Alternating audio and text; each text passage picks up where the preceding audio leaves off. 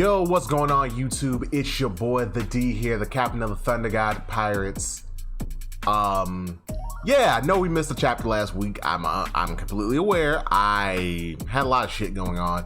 I don't know. I just really didn't like the chapter last week. I mean, it was a pretty okay chapter, but I don't know. I wasn't really feeling it. Anyway, just wanted to go ahead and right now just continue on with One Piece, just chugging along as we do. Now, before I get into the newest chapter, just wanted to kind of touch on something that happened in the last chapter. Chapter 1030. So both Kid and Law are awakened, not Zoan, goodness, not Zoans, Paramythia users. That's kind of hot. Not like attractive hot because they're dudes. Yeah, nah. But no, that just the fact that they're awakened. Because I thought like awakening would be like more rare. And it kind of calls into question what it takes to awaken. Well, although we don't know we know how long Law's had his fruit, but as far as Kid, although it can kind of be surmised that he may have had his since he was a kid too. But we don't know. But yeah, they're both awakened. Kid, his they used it against their fight against Big Mom because both of them are thinking the same thing. We're like, okay, look, we're fighting the Emperor of the Sea. If we actually want to have a chance of winning this, we're gonna have to pull out the big guns. And boy, did they. And it looks like they actually managed to wound Big Mom. But that aside, like I said, that was like the main thing I want to touch upon on the last chapter. But yeah, let's get into this chapter. One Piece, chapter 1031, Warrior of Science. All right, now this chapter picks up exactly after Law and Kid's big combo attack left Big Mom reeling under some rubble. So a bunch of the Beast Pirates were watching it, and they were onlooking, awestruck. She got crushed by the iron beams. And then someone even said even Big Mom couldn't have survived that. So then we have both Law and Kid huffing and puffing. Because like I said, their awakenings apparently, take a lot out of them. So then Kid, while he's huffing, he's a shit talker. So he's like, how do you like that, you monstrous old hag? So then Law then speaks to Kid as they're both reeling. So, awakening the magnet fruit, the shiki no mi, or the, hold up, damn it, hold on, I'm trying to remember the Japanese word for magnet, because funny enough, magnets, I always like magnets and magnetism as powers, and magnet style from Naruto is actually my second favorite Genkai, after, it'll be my first if you take away the Rinnegan, but hold up, I think it's Jiki or something like that. Anyway, magnet fruit. So the awakening for the magnet fruit allows you to assign magnetic qualities to something. And then Allah then goes on to ask, how long does the power hold? To which Kid, still huffing, is like, why should I tell you my secrets? So now, when it comes to awakening, we've known that for all the devil fruits, the three categories, they've been different. Because what we actually saw as awakening, first and foremost, at least what we knew of, was in the in Impel Down, the beast guard or the demon guards.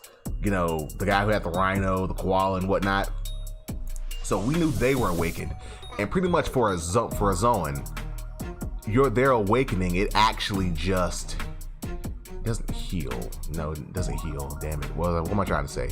Pretty much makes them way more durable and stronger. Like they take on more beast-like qualities, and they are hard as shit to knock down. Because even Luffy was destroying them, but they kept getting back up after a really short amount of time. So for them, it heightens the physical battle capabilities and regenerative qualities of Zoans. Because Zoans are the only type of devil fruits that specifically make you physically stronger. Then for Logias, which it can be surmised that what happened to Punk Hazard was an effect of both Akainu and Aokiji both being awakened. So theirs affects the weather as well as the terrain around them. Now for Paramythia, I'll say Paramythia, theirs, from what Dofi did, his power was the string fruit, and his power his awakening allowed him to turn other things into string and manipulate them. So it's looking like Paramythia, theirs are a little bit different depending on the fruit. So it'd be stupid for Kid to turn things into magnetism, quote unquote. But here he acts as the magnet because as from his attacks, we can see that he pushes things and repels things. He himself is a magnet man.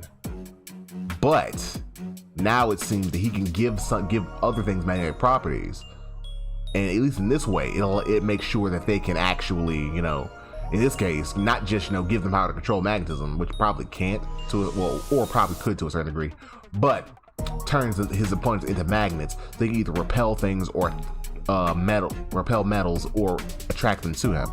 Now we see some of the beams start to fall away as Big Mom rises from the debris. And the beasts are freaking out because even they thought she didn't survive. But then the first thing she says, life, or Oshiruko. So one of them, who's probably a little bit more familiar with her, is like, oh no, she's using soul focus.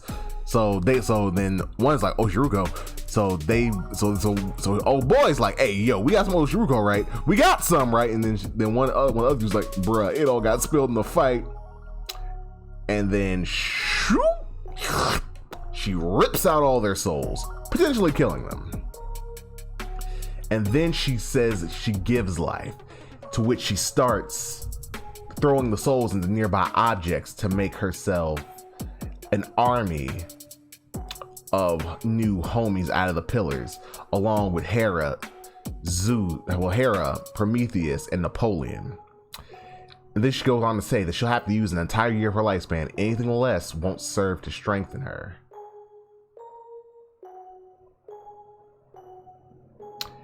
And then she takes it and she eats part of her soul. Well, a year of her lifespan. And so some of the beasts who either didn't get their soul sucked or they didn't die said, is it just me or is Big Mom getting bigger? And even her eyes are like soul fire. And she even goes on to state that she hasn't felt that much pain in decades. And she even tells them that she's very impressed with them. And she even calls him by their full name. Well, calls Law by his full name. Well, not full like the D-Water Law, but she calls him Trafalgar Law, and then Captain Kidd. She doesn't call him to get useless. Like, I'm gonna call you epithet. And then she says she's sure they're coming for her throne, just like Luffy. And she even challenges them: take it if you can. Prove you're worthy of being an emperor of the sea. So Law's like, God damn it, man, we still have to take this motherfucker down. He's like, I can't believe I have to beat her just to learn more about history. And then Kid, charging forward is like, don't hold any strength back as long as you live. As long as you still live, excuse me. We're gonna bring her down even if it kills us. And then so some of the other beasts who are watching, who are fighting in the background, even they're like, how can she possibly be that huge? And pretty much calming on the fire, because another thing that happened last chapter was, I don't know if he's dead or not, which probably he is. Which, first off, Kinemon isn't dead, which I really wish Oda would stop with the death fakes. Look, if it's a flashback, anybody can get it, but in current day, barely anybody dies. My whole thing is, I don't mind if Oda doesn't kill anybody. I'm cool with that. But bruh, if you could please stop with the fakes. Look, I got a problem with the fakes. If Oda doesn't kill anybody, cool. It's not your style, it's not the type of story. I'm cool with that.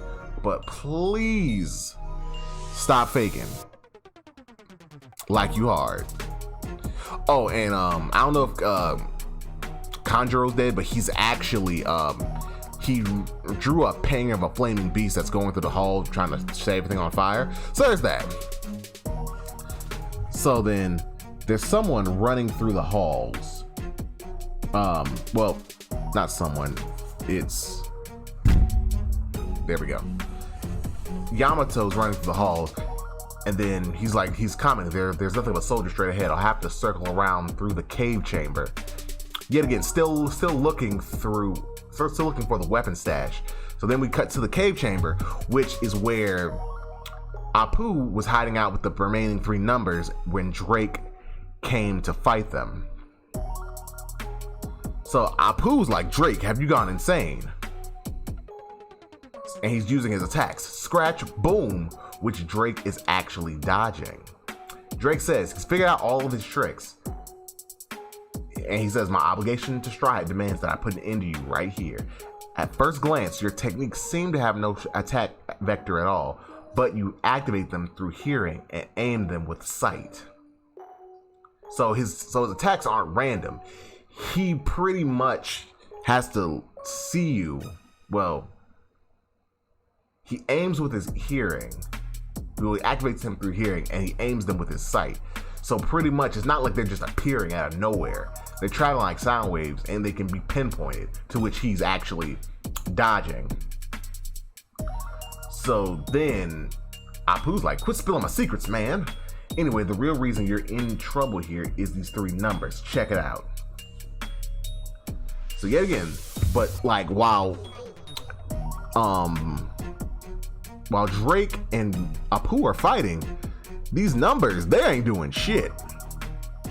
So then, Yamato busts through yet again.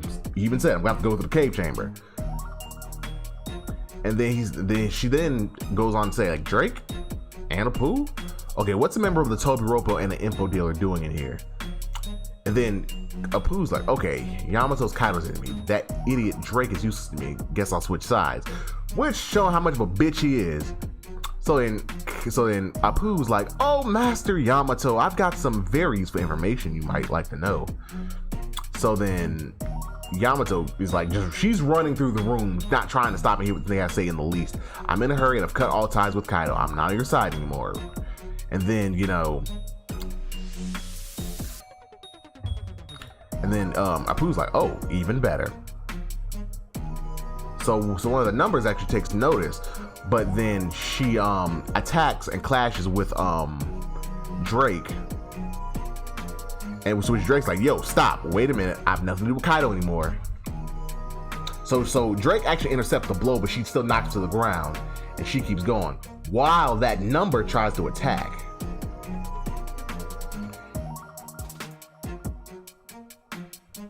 I think his name is Fuga, because even Apu's like, hey, Fuga, what are you doing? And so Apu's like, damn it, I really need Yamato on my side for this.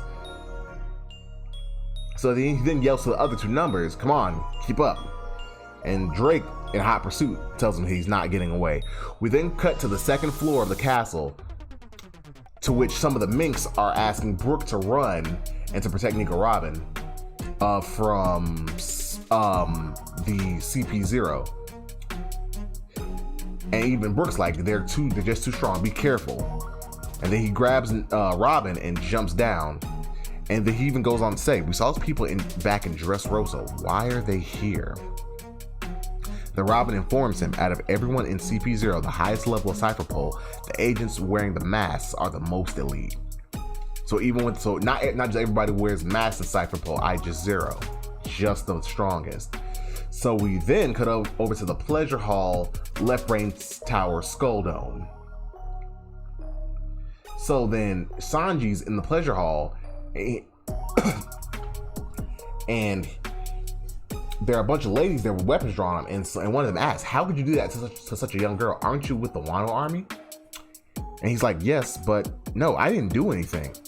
And we see a young woman who is battered and bruised, and she's holding her head and shivering in pain. And he's like, I thought, well, you're the only one who was here, so get out. We're hiding here for safety.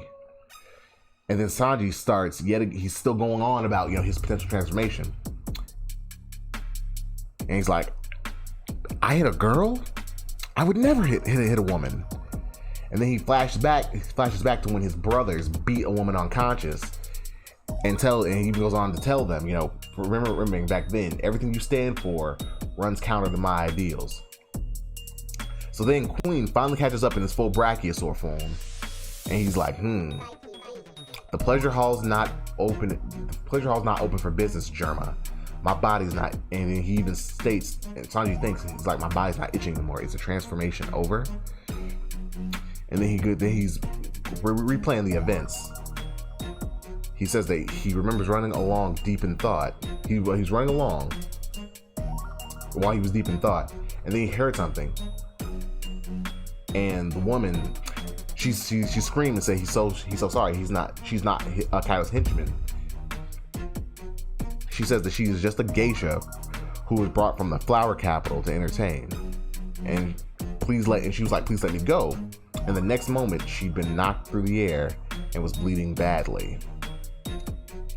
And then he goes on to say she had a terrified look in her eyes. To which Sanji kind of comes to the conclusion, I must have did it. And then he goes, tell me, Luffy. He remembers when it's a soliloquy. He's expounding to Luffy, asking as Luffy like, okay, which do you prefer? The regular flesh and blood me who turns into a helpless wreck whenever I face an opponent who's a woman? Or a cool, cold, emotionless warrior of science who can crush even monsters like him as long as you give me the order? He holds up his canister for his raid suit. Which one's going to be more useful to the king of the pirates? I don't know what'll happen yet, but here goes. I've made up my mind, he says out loud. So Queen has a large smile on his face. Is that your Germa suit? Sanji actually tosses it, and he says, I have to assume that this thing caused that science that was already in my body to awaken and activate somehow. Well, I can't do anything about that. And he crushes it. But I can say no more. I'm not going to be a Germa soldier. To which Queen's kind of disappointed, and me too, honestly.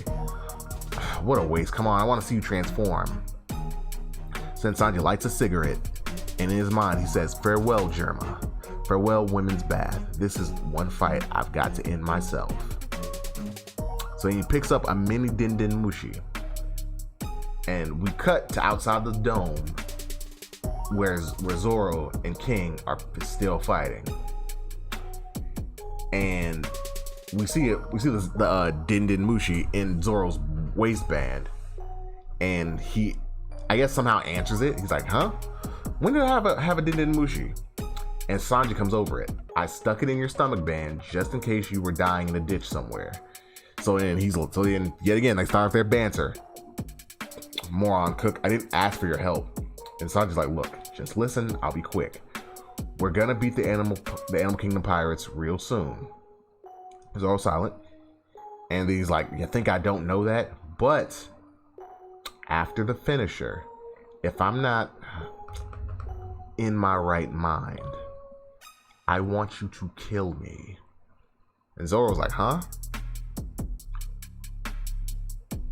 Yeah, again, because him and King, they are going in. And so then Zoro responds, all right, fine, I'll kill you, just like you asked, whatever that's supposed to mean. At least now I have something to look forward to after this. In that case, don't die before then. Sanji then says thank you, and right in front of Queen, he disappears. And Queen's like, where'd he go? Is this more science, son of Judge? And then Sanji, fully flamed out. I'm already burning up. I don't need you throwing more fuel on the fire. Hell, memory. And he kicks Queen repeatedly, setting him ablaze. And that ends One Piece chapter 1031. Not a bad chapter. I don't think Sanji hit old girl. I think he blanked out. Like, yet again, I think he was so out of it, something happened. I just don't see Sanji doing it, because apparently the quote unquote programming, I don't know if it could override what Zeph taught him and what he truly believes. I think he's missing a crucial part of whatever is happening to whatever happens. There's a gap, because remember, he's distressed. Shit's going to the fan around him. Everything is literally crumbling around him. So I don't think he hit her. I think he's just confused. But we'll see. That would be interesting if Oda explored what if Sanji hit a girl. Like, how would it affect him for the rest of the story? But anyway, it's a pretty dope chapter. We're learning a little bit more about Cypherpole CP Aegis Zero. Well, Cypherpole Aegis Zero, excuse me, that's redundant. We learned a little bit more about Kid's awakening. We want to learn about Law's awakening and what he calls Kroom, Kroom. Want to learn more about his, and the thing with Big Mom is heating up. And also this, because I wanted to see more Raid Suit Sanji, but it looks like we may not be getting that. But anyway, definitely tell me what you thought about this week's chapter. Remember to like, comment, subscribe to like what you heard. And of course, hit that subscribe button if you want it, and hit the bell if you want to be notified of when I upload more videos. This has been your boy, the D20, signing out. See ya. Bye.